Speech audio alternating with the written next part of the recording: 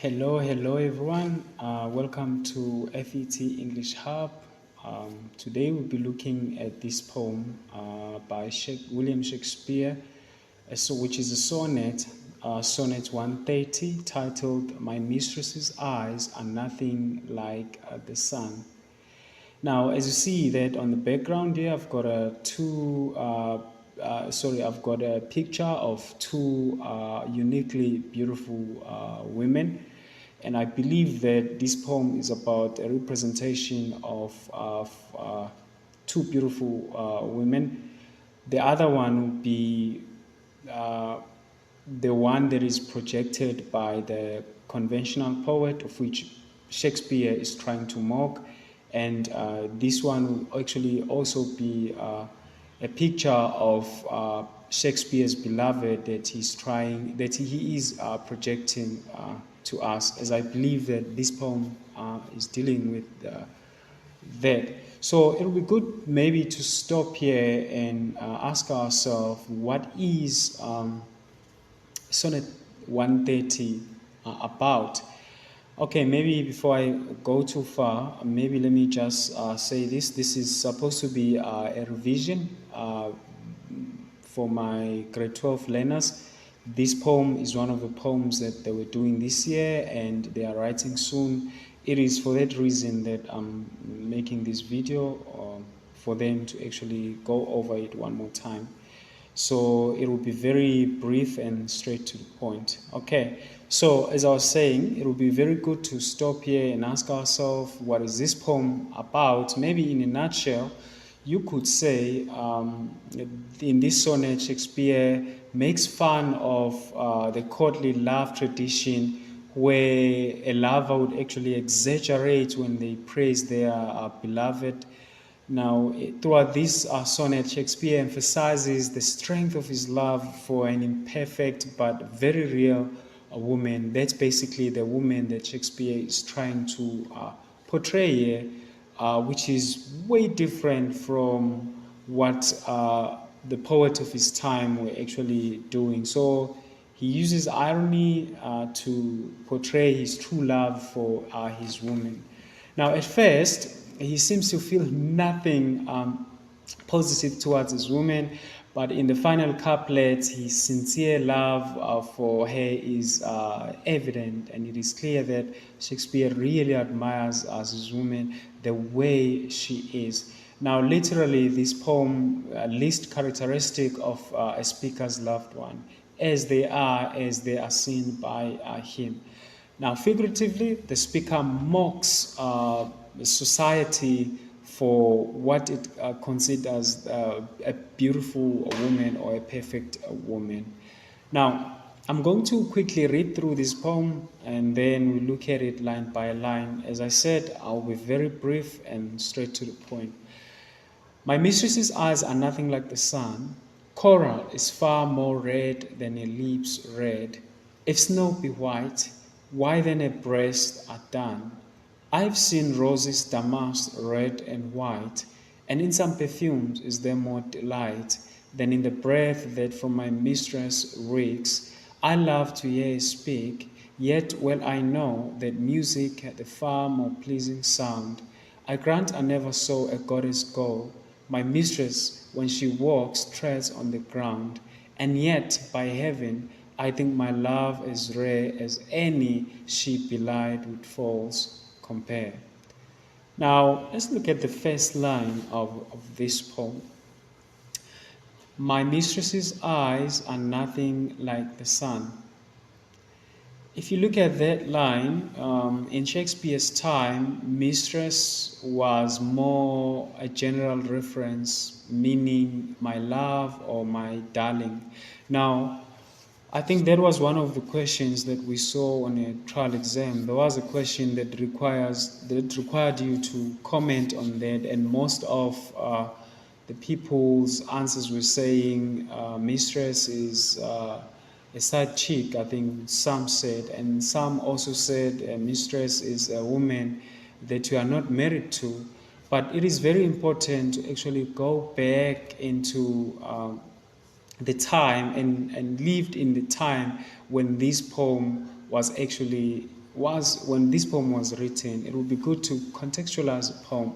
So I'm going to repeat that because it is very important. Should there be any question that talks about that, in Shakespeare's time, Mistress was a more general reference, meaning my love, my darling. So that would be the term.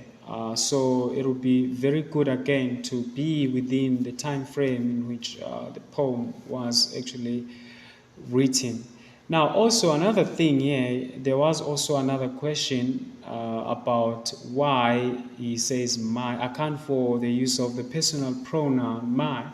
Obviously, I think in answering that question, you would say my actually shows that this is his opinion and solely his opinion, and that's basically how he sees his mistress in his own eyes. Okay, so I think it would be good to also remember that. Okay, so I'm going to continue with this line. Now, the speaker here, if you look at the line for what it is, my mistress's eyes are nothing like the sun. So, in this way, he denies that his lover's eyes shine like the sun. So, Shakespeare was comparing his mistress's eyes to that to the sun. And then he says, they don't shine. What would other conventional poets say during Shakespeare's time? They would say, oh, your eyes, they shine like the sun, they are bright like the sun, you are beautiful, they are attractive. That's what they would say. But here, Shakespeare negates that, so he denies that. So this would be what we call a negative comparison. Also, this is Shakespeare employs what a simile here, which is also maybe anti-Petrarchan. Simile because of what the word like the sun. So that would be a simile. Again, the device is an anti-Petrarchan comparison. Here he indirectly mocks traditional exaggeration of the conventional love poets. Okay. Now, what would be the tone of this line? It is witty and as well as honest. The theme here also would be true love over idealization. But we will see that clearly when we get to the closing couplet. Okay, now let's look at line 2. Coral is far more red than her lips. What is coral? Coral is a red or pinkish color. So again, this is what you would see, right? Her lips are not as bright as coral. Assuming, or it is clear that the conventional would say your lips are far more red than coral. They are far more red than coral. But here, Shakespeare says, as I was, says, coral is far more red than your lips, meaning that your lips are not as bright as coral. So, in a way, you can say that Shakespeare here emphasizes realistic beauty instead of artificial imagery.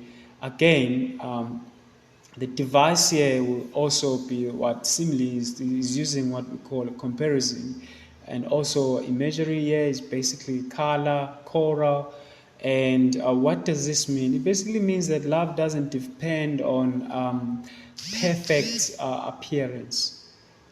Okay, now if you look at line 3, it says, if snow be white, why then her breasts are dun? So here, dun is a dull gray or brown color as opposed to snow white complexion.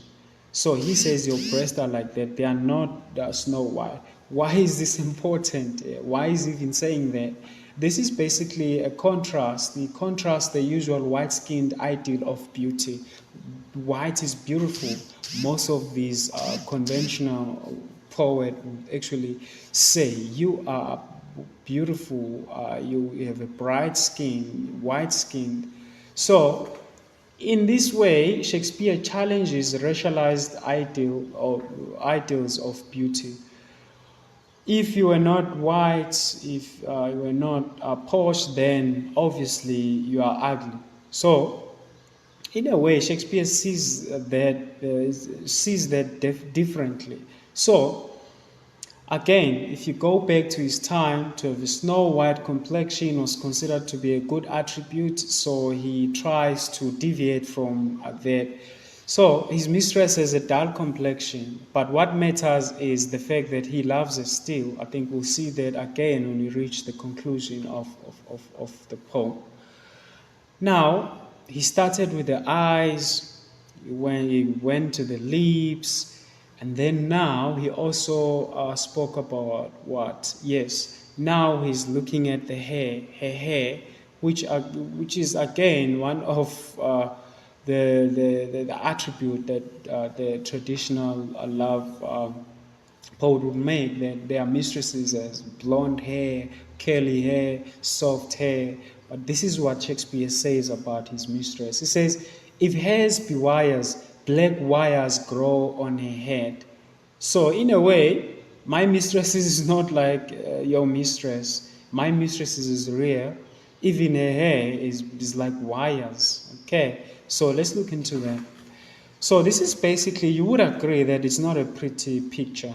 And her hair is black and coarse, unlike golden hair admired, which was admired in Elizabethan poetry. Again, here he employs metaphor. He compares her hair to black wires, and then the tone again would be playful, realistic, and straight to the point. You will see that her hair is compared to black wires, as it is not soft, and also it is not flowing, but hard and spiky. This is a very abrupt and off-putting description. You would agree. Basically, this is how her hair looks like, and Shakespeare is keeping it real, subtly mocking other love traditional poets. Now, if you look at these lines, it says, I've seen roses damasked, red and white, but no such roses see I in her cheeks. Now, if you see here, damask would mean red and white blended petals of flowers or roses which are decorated with patterns. He notes that her cheeks don't have that rosy color. She does not have blush cheeks with pale complexion, which was considered again to be attractive. This is also an image of good health, but he says his mistress does not have this quality. Now, again, you have imagery of color here and natural beauty, and Shakespeare is keeping it real, is honest. This is honest portrayal of human features. It is ironical that we use these artificial imageries to idolize women, and this is exactly what Shakespeare is deviating from. So he, in a way, subverts the notions of beauty.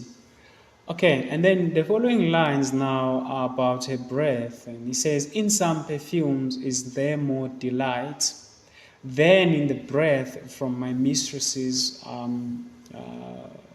reeks.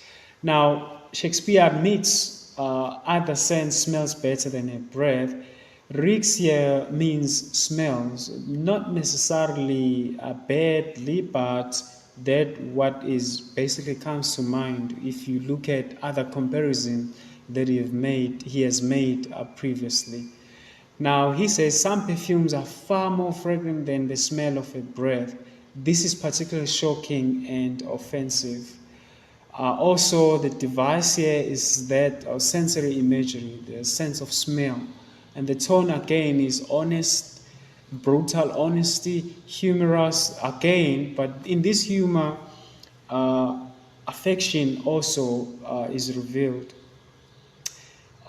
In a sense that he still wants to be here with her. He still loves her the way she is. Okay, and then if you look at the following line says, I love to hear her speak, yet well I know that music had a far more pleasing sound. You'd notice that basically there's a slight change in the poet's description of his mistress here. Again, there are more positive references than before. For an example, I love to hear you speak. That is more positive compared to earlier on.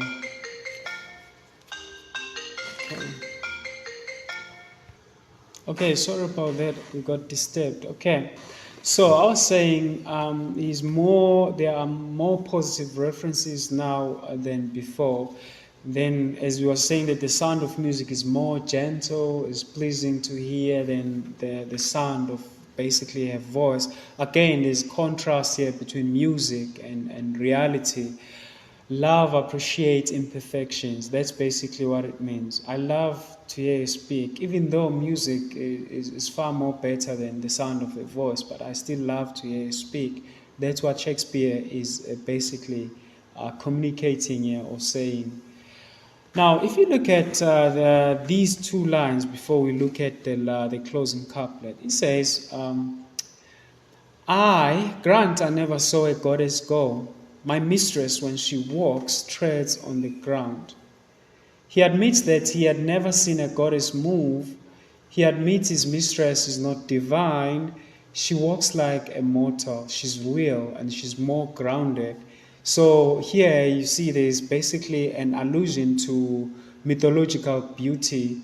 The theme also being real love belongs to the human world, not fantasy. So that's what is Shakespeare saying here.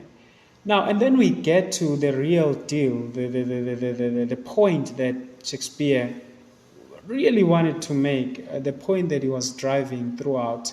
Now, it reads, says, and yet by heaven, I think my love as rare as any ship belied with falls compare. Again, it is ironical that Shakespeare swears by heaven, yet he also implies that his beloved does not possess any heavenly qualities yet, but what's the point is he making? So belied would um, means misrepresented by exaggerated comparison. So when they make those comparisons, which are fantasy or unrealistic, in a way they misrepresent their women. So in a way, Shakespeare thinks that his mistress is a wonderful, unique as any woman who was ever mispresented, indicated by rare, which means unique, and means beautiful, as well as also belied, that would be to misrepresent somebody. He believes his love is as true and special as any idealized woman. That's basically what Shakespeare was driving home here. And again, we see a paradox. A paradox here would be to see that plain descriptions reveal deeper beauty, as well as there is a deeper level of love and beauty when you look at these last two lines or the closing couplets. Also, true love values authenticity over perfection. That's basically what this poem is about, and that's basically what Shakespeare was saying here. Now, if you were to look at now the structure of this poem, you see that this is a Shakespearean sonnet. It has like three quatrains, as you see here, 1, 2, 3, 1, 2, 3, 1, 2, 3, and then you have got the closing couplet, which is one rhyming couplet as well as the rhyme scheme. Now, as we've seen that this is basically a parody of the conventional love sonnet. The romantic poet would actually praise love and beauty. We see that Shakespeare embraces irony by mocking these details, and also while admitting how much he loves his mistress. So, as I have started with this picture, this is basically what we saw. The picture, the poem was about the comparison of these two beautiful women. Thank you. Okay, it was. Okay, now very quickly, I want us to look at how the examiners ask questions. This is a paper, a 2023 paper. paper 2 exam, so it was a trial exam. So um, let's just quickly have a look here. As you see, this was question 4, so I just want us to quickly browse through these questions to see how would you basically answer these questions. As you see here, you know this poem, you've seen it a number of times, and I'm sure you know it by heart right now. Okay, let's look at the first question here. It says, what does the inclusion and repetition of the phrase "my mistress" lines 8, lines 1, it appears in line 1 and also in line 12, as well as in line 12, line 8 and 12. Okay, so let's look at the question again. What does the inclusion and repetition of the phrase my mistress, lines 1, 8, and 12 imply about the speaker's observation? And surprisingly, a question like this also came in this year's trial exam. So as you see here, it's 2 marks. Okay, but this is a 2 mark you wouldn't want to basically throw away. Now, the first thing is to basically for you to understand the question. What does this question require?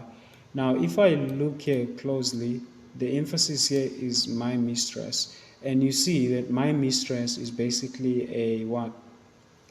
It is, I can't highlight here. I wish I could. No, I can't. My mistress is a personal pronoun. And what does it show?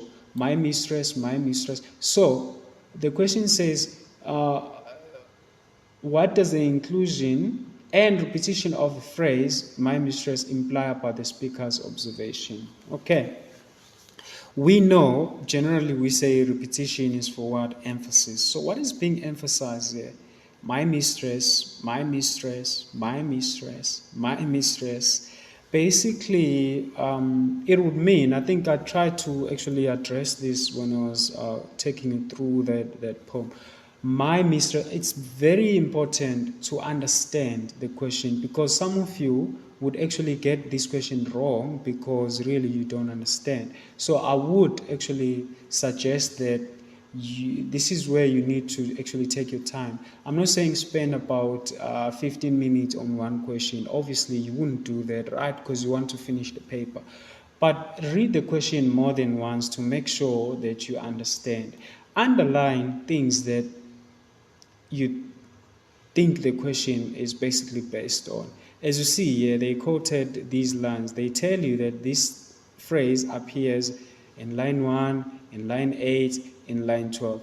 Obviously, if it appears this many times, it also tells you that this must be very important. This must be what basically the poem is about. Okay, so as you see, my mistress, basically this is the use of personal pronoun, which suggests that these these are his observations, and these observations are actually personal, and these are his opinion of his mistress, and these are personal observation, as opposed to other observations by the poet of his time, the conventional poet. It's 2 marks. So you will get a mark for saying this emphasizes the fact that, why emphasizes? Because it's repeated. This emphasizes the fact that these are his opinion, these are his observation of his mistress. Okay, I think that will be worth basically 2 marks.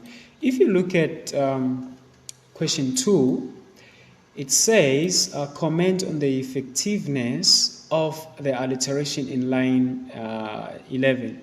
I grant I never saw a goddess go, in terms of the pace of that line. Okay, so you would see that here they give you, normally they will actually substitute this and put imagery.